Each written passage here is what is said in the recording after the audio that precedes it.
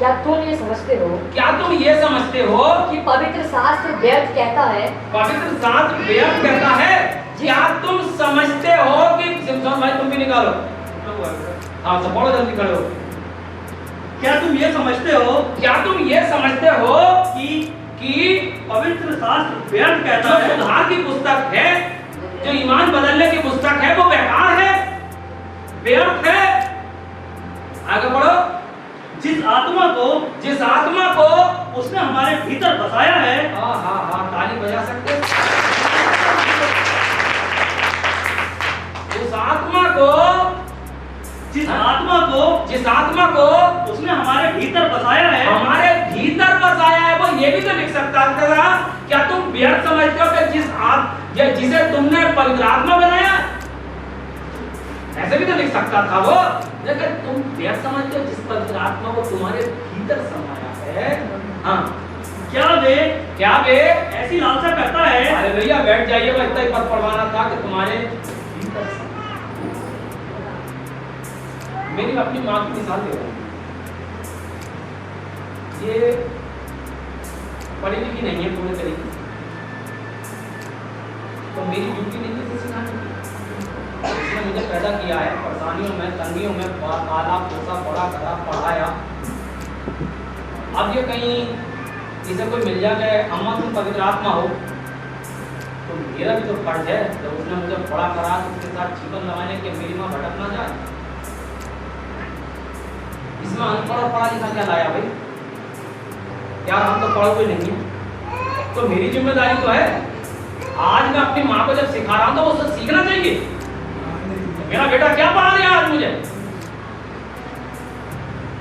अब तक तो मैंने इसे उंगली पकड़ कर चलाया, आज ही मुझे चलाएगा उंगली पकड़ के। ये अनपढ़ कहकर डाल देगी। इसे सीखना चाहिए कि मेरे बेटे ने बताया है कि पवित्र आत्मा बनता नहीं, पवित्र आत्मा भीतर समाता है। क्या प्रचार कर रहे हो तुम?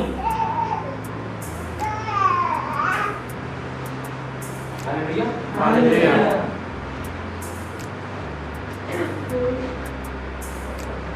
क्या पवित्र शास्त्र व्यर्थ है? हालेलुया। मेरे सवाल, पवित्र आत्मा छाप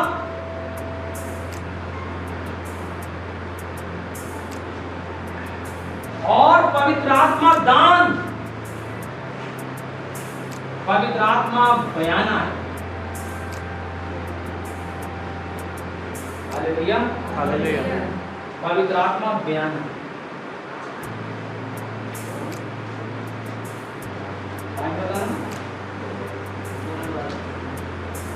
15 मिनट में हम इस चीज को सीखें। हालेलुया। 15 मिनट और इस चीज को सीखें। हालेलुया। अभी तक आपने क्या सीखा था?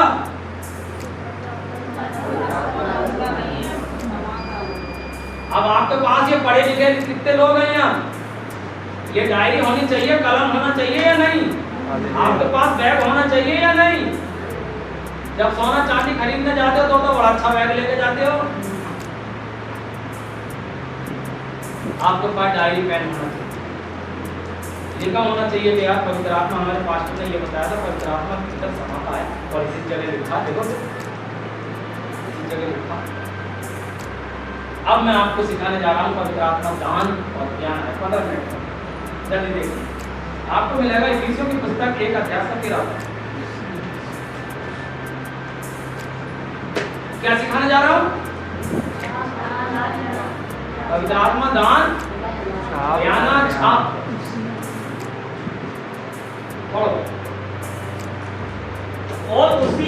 और उसी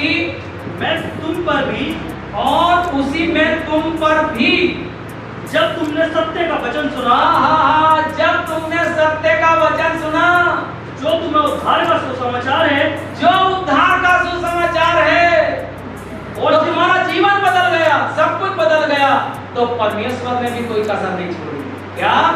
और जिस पर तुमने विश्वास किया, जिस पर तुमने विश्वास किया, प्रतिज्ञा किए हुए पवित्र आत्मा की छाप लगी। प्रतिज्ञा किए हुए पवित्र आत्मा की छाप लगी है।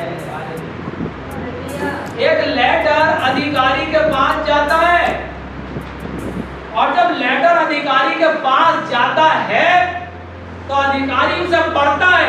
पढ़ने के बाद देखता है कि ये बिल्कुल ठीक है, तो अपनी मोहर लगाकर साइन कर देता है। ये लेटर छाप किसके हाथ में? किसके? परमेश्वर के। और मैं कौन हूं? लेटर। अगर मेरा लेटर ठीक ठीक लिखा हुआ है तो अधिकारी परमेश्वर छाप लगाएगा पवित्र आत्मा की। मैं पवित्र आत्मा बन नहीं रहूंगा। हालेलुया। मैं एक लेटर हूं और छाप पवित्र आत्मा है। और जो छाप किसके हाथ में? आप मुझे बताइए, आप कहीं लेटर लेके जाइए एसडीएम के पास, डीएम के पास, तो वो छाप आपको दे देगा? ताली बजाइए। मेरे ऑफिस में मोहरें रखी हैं, क्या वो कोई बच्चा एडमिशन कराने आएगा तो क्या वो मोहर दे दूंगा? मैं उसे क्या दूंगा? उसे आई कार्ड बना के दे दूंगा, टीसी दे दूंगा, सब कुछ दे दूंगा, लेकिन मोहर मेरी दराज में रहेगी। हालेलुया। कौन सा मैसेज है भाई कि तुम पवित्र आत्मा बन गए? वो छाप कैसे देगी तुम्हें? तो छाप उसी के हाथ में, अधिकारी के हाथ में। तो जीवन जब देखेगा कि बड़ा अच्छा जीवन है तो मोहर लगा देगा। हालेलुया। और देखिए मेरे साथ विषयों की पुस्तक 4:30 पर लड़के बताएंगे मेरे पास और कोई तो किताब नहीं है, नहीं है, बाइबल से पढ़वा रहा हूँ। हालेलुया। बाइबल से पढ़िए, देखिए। और अब डरिए मत, डर निकाल दीजिए अपने आगे। अरे यार वो अपने आप को पवित्र आत्मा कहता, दुआ बहुत करता, यार तो शराब ना जाए, डर निकाल दीजिए। वचन में ऐसा लिखा है, पढ़िए। क्या लिखा है? परमेश्वर के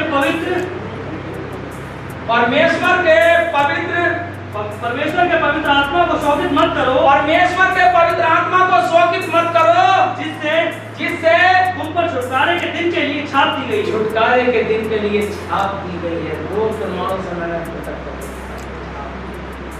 हालेलुया। प्रेरित तो काम 2:38 पर। हाँ,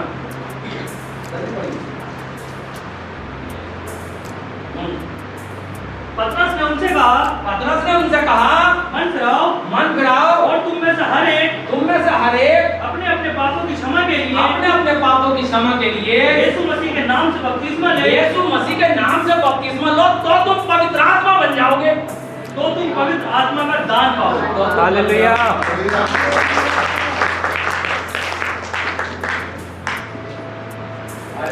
हालेलुया। क्या आपको अच्छा लग रहा है? हालेलुया।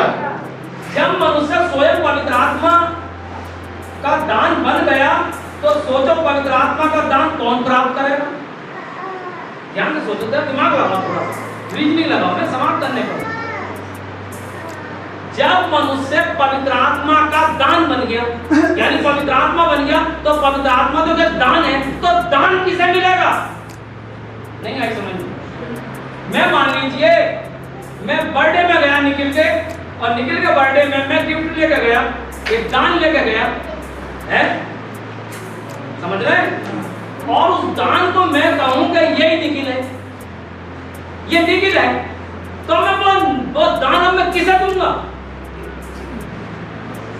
अरे वो तो बन गया, गिफ्ट बन गया, वो तो दान बन गया, अब वो दान दिया किसे जाएगा? कोई है ही ना देने का। तो इस बढ़िया से ये समझ में नहीं आ रहा कुछ भी। हालेलुया। अरे जब पवित्र आत्मा दान के रूप में, तो दान दिया ही तो जाएगा भैया। हालेलुया। तो क्यों समझ में नहीं आ रहा ये? तो फिर दान किसे दिया जाएगा? इसका मतलब दान उन्हें मिला ही नहीं है अभी तक। हालेलुया। दान मिला ही नहीं।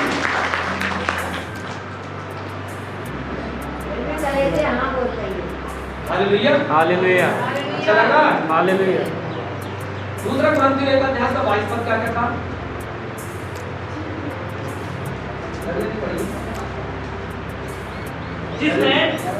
जिसने हम पर छाप भी कर दी है। कितने जगह से प्रमाण लाएंगे जिसने हम पर छाप भी कर दी है और बयाने में आत्मा को हमारे मनों और बयाने में आत्मा को हमारे मनों में दिया।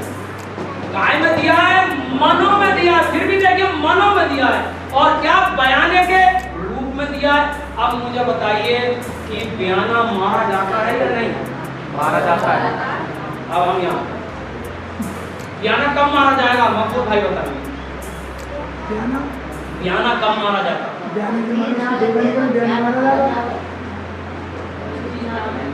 अगर आपने 5 लाख की जमीन ली है, 50,000 रुपए बयाने के दे दिए हैं, भाई साहब मैं 25 तारीख को रजिस्ट्री कराऊंगा, अगर 30 आ गई तो एक नियम है, पूरी दुनिया के अंदर ये नियम है। अब आप ये नहीं कह सकते कि मेरे 50,000, अगर उसका दिल रहमदिल है तो इसका मतलब अगर पवित्र आत्मा बयाना है तो बयाना को मारा जाता है। इसका मतलब पवित्र आत्मा छोड़ के भी जा सकता है। हालेलुया। अगर ये बयानी के रूप में है तो कैसे छोड़ के जा सकता है? आइए मेरे साथ पढ़िए।